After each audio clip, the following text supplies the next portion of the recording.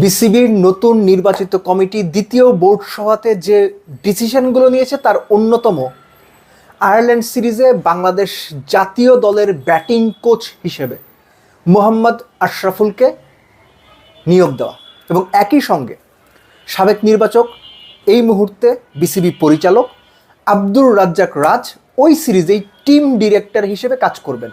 এই দুটো ঘটনাই সিগনিফিকেন্ট। কী কারণে সিগনিফিকেন্ট? প্রথম যে ব্যাপারটা সেটা হচ্ছে জাতীয় দলের ভেতরে ড্রেসিং রুম কেন্দ্রিক যে কোরামের ব্যাপার, যে স্বজনপ্রীতির ব্যাপার, এই প্রথমবারের মতো আমি বলছি, নাম ধরে বলছি, সালাউদ্দিন সাহেব senior coach, senior assistant coach, তার এগেনস্টে যে অভিযোগ যে তার কোরাম, কুমিল্লা ফ্র্যাঞ্চাইজি কোরাম কিংবা বিকেএসপি কোরাম মেনটেন করে দলের 12টা বাজানো, সেটা আমলে নিয়েছেন আমিনুল ইসলাম বুলবুল। থ্যাংক ইউ বুলবুল ভাই, অনেক বড় ধন্যবাদ আপনাকে এই বিষয়গুলো আমলে নেওয়ার জন্য। এবং সেটা আমলে নিয়ে এই মুহূর্ত থেকে তাকে তার দায়িত্ব সিনিয়র অ্যাসিস্ট্যান্ট কোচ সরিয়ে দিলে খারাপ লাগবে দেখতে, এবং এটা সরিয়ে দেওয়া মানে হচ্ছে তাকে একটা বিরাট অপবাদ দিয়ে সরিয়ে দেওয়া। ক্রিকেট বোর্ড তাকে সেই অপমানটা করতে চায়নি। ক্রিকেট বোর্ড তার ক্ষমতা কমিয়ে দিচ্ছে আনঅফিসিয়ালি। অফিসিয়ালি যেটা বলা হচ্ছে মোহাম্মদ আশরাফুল ব্যাটিং কোচ হিসেবে দায়িত্ব পালন করবেন, হুইচ ইজ ফাইন এনাফ। এবং টিম ডিরেক্টর হিসেবে আব্দুর রাজ্জাক পুরো ড্রেসিং রুমটা মনিটর করবেন।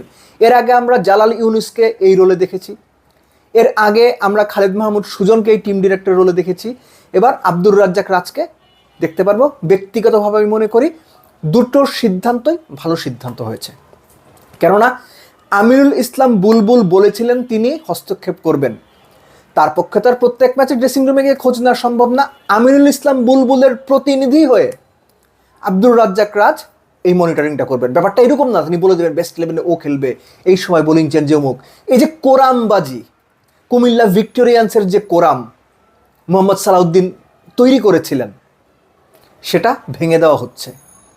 যদিও এরই মধ্যে অনেক ক্ষতি তিনি জাতীয় দলের করে ফেলেছেন, এবং ঘরোয়া ক্রিকেটেও তার এগেনস্টে এই কোরাম তৈরি করার বা বিকেএসপি কোরাম তৈরি করার হিউজ অভিযোগ বিভিন্ন সময় রয়েছে। Anyways, Mohammad Ashraful batting coach হিসেবে কাজ করবেন শুধুমাত্র আয়ারল্যান্ড সিরিজেই। কেন? কেননা এর আগে আপনারা বিভিন্ন গণমাধ্যমে পড়েছেন, শুনেছেন, আলোচনাতে জেনেছেন যে একজন অস্ট্রেলিয়ান, স্পেসিফিক্যালি ব্র্যাড হজ, তাকে ব্যাটিং পরামর্শক, কনসালটেন্ট কোচ হিসেবে আনার একটা পরিকল্পনা আছে বা অনেকটাই আলোচনা এগিয়েছে। সো এই কারণে হচ্ছে মোহাম্মদ আশরাফুলকে এই সিরিজটা। এখন আশরাফুল যদি ভালো করেন, তার আন্ডারে বাংলাদেশ যদি এই সিরিজটাতে ভালো ব্যাটিং পারফরমেন্স দেখায়, তখন কিন্তু ক্রিকেট বোর্ড তার কন্ট্রাক্ট বা তার দায়িত্ব এক্সটেন্ড করার ব্যাপারেও ভাবতে পারে। আর মোহাম্মদ আশরাফুল আপনারা জানেন লেভেল 3 কমপ্লিট করেছেন, প্রিমিয়ার লিগ, বিপিএল, বিভিন্ন জায়গাতে তিনি কাজ করছেন। কতটুকু সাকসেসফুল না আমি এখনই, যেহেতু মাত্রই শুরু করেছেন মোহাম্মদ আশরাফুল কোচিং ক্যারিয়ার, ওই জাজমেন্ট আমি যাব না। তবে তিনি যে কোচিং ক্যারিয়ারের এক্সপিরিয়েন্সটা হোল্ড করেন ন্যাশনাল টিমের কোচ হওয়ার জন্য, সেই এক্সপিরিয়েন্সটা যথেষ্ট না।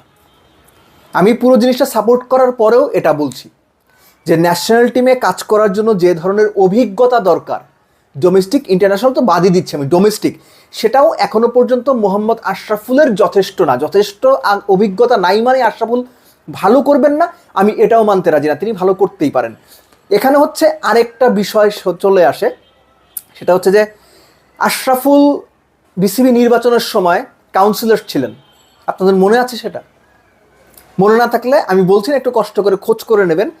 কিন্তু ইলেকশনের কিছুদিন আগে আশরাফুলকে সেই কাউন্সিলরশিপ থেকে সরিয়ে দেওয়া হয়েছিল। আশরাফুলের সরে যাওয়ার পরে সেখানে কে কাউন্সিলর হয়েছিল বিসিবির থেকে, এখন যিনি বিসিবিতে আছেন, এটা একটু খোঁজ নিয়ে দেখবেন, তাহলে কিছু জিনিস আপনাদের জন্য বুঝতে সুবিধা হবে। এটা আমরা আগেই জানতাম, ক্রিকেট সার্কিটে আলোচনা হচ্ছিল যে আশরাফুলকে যেহেতু কাউন্সিলরশিপ থেকে সরিয়ে দেওয়া হয়েছিল, তাকে হয়তো অন্য কোনোভাবে পুরস্কৃত করা হবে কিংবা তাকে ক্রিকেট বোর্ডের কোনো সুবিধাজনক জায়গাতে কাজে লাগানো হবে। এবং সেটা এই মুহূর্তে অনেকেই মনে করছেন ন্যাশনাল টিমে যে ব্যাটিং কোচের দায়িত্ব, সেটা আশরাফুলের একটা রিওয়ার্ড। আশরাফুল হয়তো যোগ্য, কিন্তু এর পাশাপাশি ওই যে কাউন্সিলরশিপটা স্যাক্রিফাইস করেছেন বিসিবি নির্বাচনের, রিওয়ার্ড হিসাবেও বা রিওয়ার্ডের একটা অংশ হিসেবেও তিনি বাংলাদেশ জাতীয় দলের ড্রেসিং রুমে ব্যাটিং কোচ হিসেবে দায়িত্ব নিয়েছেন।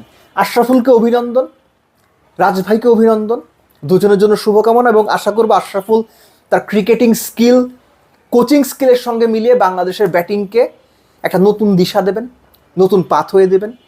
দারুণ কিছু এক্সাইটিং কিছু শেখাবেন এবং বাংলাদেশের ক্রিকেটাররা আশরাফুলের অভিজ্ঞতা থেকে উপকৃত হবে। আপাতত এটুকুই প্রত্যাশা, এর বেশি কিছু প্রত্যাশা নেই। বাট দেন এগেইন, এই যে কোরামটা ভাঙা হয়েছে বা কোরামটা ভাঙার জন্য পদক্ষেপ নেওয়া হয়েছে, এটা অবশ্যই সাপোর্ট করি। এবং এই কোরাম ভাঙার ফলে বাংলাদেশ ক্রিকেটের যে ক্ষতিটা হয়েছে, এই কোরাম ভেঙে দেওয়ার ফলে সেই ক্ষতিটা বাংলাদেশ একটু একটু করে হলেও কাটিয়ে উঠতে পারবে আশা করি।